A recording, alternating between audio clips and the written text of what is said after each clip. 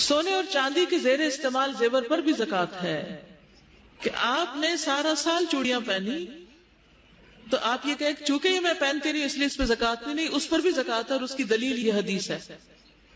عمر ابن شعیب اپنے باپ سے، وہ اپنے دادا سے روایت کرتے کہ ایک عورت نبی اکرم صلی اللہ علیہ وسلم کے پاس آئی، اس کے ساتھ اس کی بیٹی بھی تھی جس کے ہاتھ میں سونے کے 2 موٹے کنگن تھے۔ آپ نے اس سے فرمایا کیا تم اس کی زکات ادا کرتی ہو؟ اس نے کہا نہیں۔ آپ نے فرمایا کیا تجھے یہ پسند ہے کہ اللہ تجھے ان کے بدلے میں قیامت کے دن 2 کنگن آگ سے پہنائے؟ اس نے یہ سن کر دونوں کنگن اتار کر آپ کی خدمت میں پیش کر دیے کہ یہ اللہ اور اس کے رسول کے لیے ہیں صلی اللہ علیہ وسلم۔ ام سلمہ کہتی ہے میں سونے کا اوزا ایک زیور پہنا کرتی تھی، میں نے پوچھا یا رسول اللہ کیا یہ بھی کنز کی تعریف میں آتا ہے؟ یعنی سونے کا زیور جو پہنتی تھی اس کے بارے میں انہوں نے پوچھا۔ آپ نے فرمایا جو مال اتنی مقدار کو پہنچ جائے جس پر زکات دینا لازم ہو جاتا ہے پھر اس کی زکات دی جائے تو وہ کنز نہیں ہوگا۔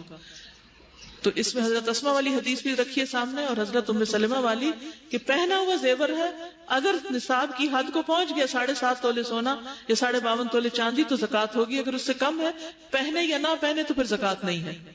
زکات کے لیے ملکیت ہونا ضروری ہے، ٹھیک ہے، ملکیت ضروری ہے، اور ملکیت میں اگر وقتی طور پر آپ ڈس اون کر دیے جائیں تو آپ کی زکات بھی ختم ہو جائے گی، لیکن اگر آپ کو دوبارہ مالک بنا دیا جائے تو دوبارہ زکات شروع ہو جائے گی، اور اس دن سے ہوگی جس دن آپ کو دوبارہ مالک بنایا گیا، ٹھیک ہے۔ کبھی ایسے ہوتے ہیں نا سسرال والے ناراض ہو کر زیور لے لیتے ہیں اور پھر کچھ عرصے کے بعد واپس دے دیتے ہیں، تو جتنا عرصہ ان کے پاس رہا زکات آپ پہ نہیں، جس دن سے آپ کو دوبارہ مل گیا آپ پہ زکات پڑ گئی۔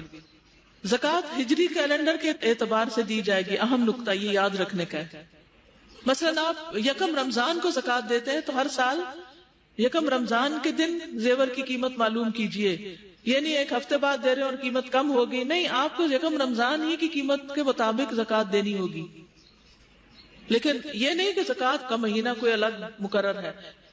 جس دن سے آپ کسی مال کے مالک بنے ہیں وہ نصاب کی حد کو پہنچا ہوا ہے، 1 سال اس میں گزر گیا ہے، تو اس تاریخ کو آپ کو زکات دینی ہوگی جب 1 سال پورا ہو جائے، خواہ یہ مال شادی کے لیے جمع کیا گیا ہو یا گھر کی تعمیر کے لیے رکھا گیا ہو یا کسی اور غرض سے۔ مثلا آپ پیسے جمع کر رہے ہیں بینک میں رکھے ہوئے کہ مثلا 1 کروڑ جمع ہو جائے تو پھر آپ مکان بنائیں گے، تو ہر سال اس کروڑ پر زکات آئے گی جب تک آپ اس کا مکان بنا نہیں لیتے۔ زکات سونا یا سونے کی قیمت دونوں صورتوں میں ادا کرنا جائز ہے، چاہے گولڈ میں سے گولڈ نکال دیں یا اس کی قیمت دے دیں۔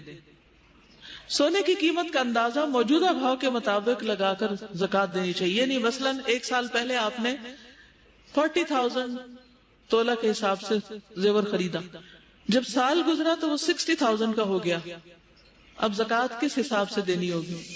60,000 کے حساب سے۔ کاغذ کی کرنسی چونکہ ہر وقت سونے یا چاندی سے تبدیل کی جا سکتی ہے، لہذا رائج الوقت کرنسی کا نصاب 87 گرام سونا یا 612 گرام چاندی دونوں میں سے جس کی قیمت کم ہوگی اس کے برابر ہوگا، جس پر سال گزرنے کے بعد 2.5% کے حساب سے زکات ادا کرنی چاہیے۔ مثلا بینک میں آپ کے پیسے پڑے ہوئے ہیں جس کی ویلیو 7.5 تولے سونے یا 52.5 تولے چاندی کے برابر ہے، اب آپ اس کو کس کے اگینسٹ لیں گے؟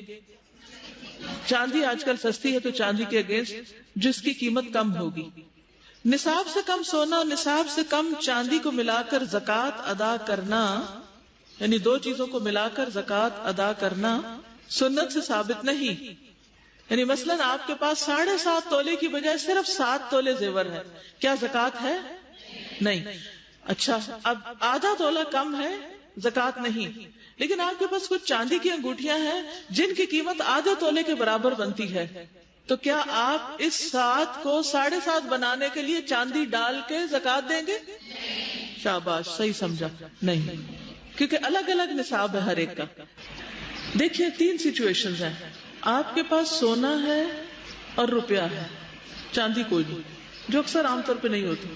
آپ کے پاس سونا نہیں ہے، صرف چاندی ہے اور روپیہ پیسہ۔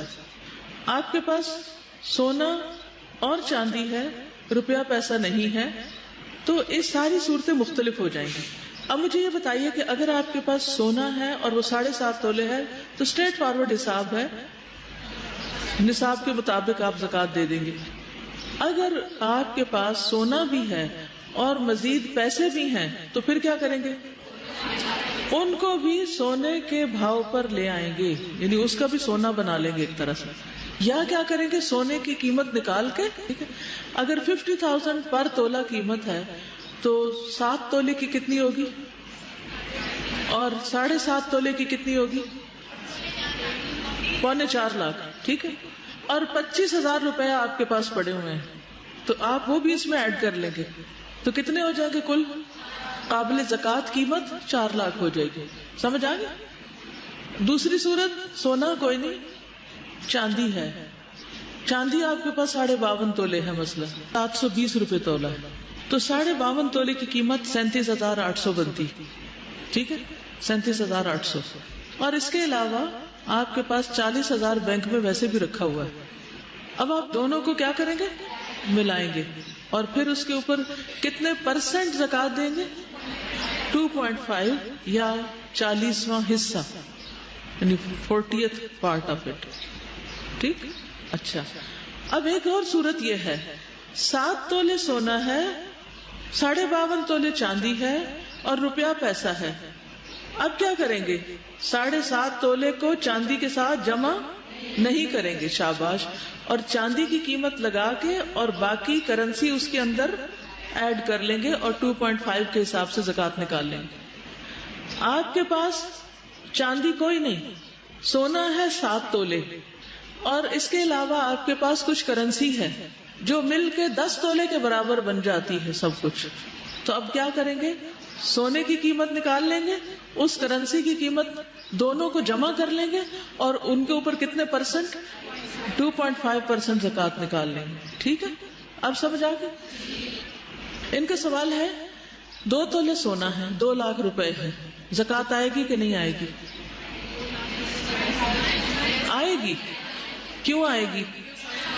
کیونکہ وہ 52.5 تولے چاندی کی قیمت سے زیادہ پیسے رکھے ہوئے آپ کے پاس. ٹھیک ہے. اصول یہ ہے کہ دونوں دھاتوں میں سے جس کی قیمت کم ہو اس کے مطابق نصاب لیا جاتا ہے.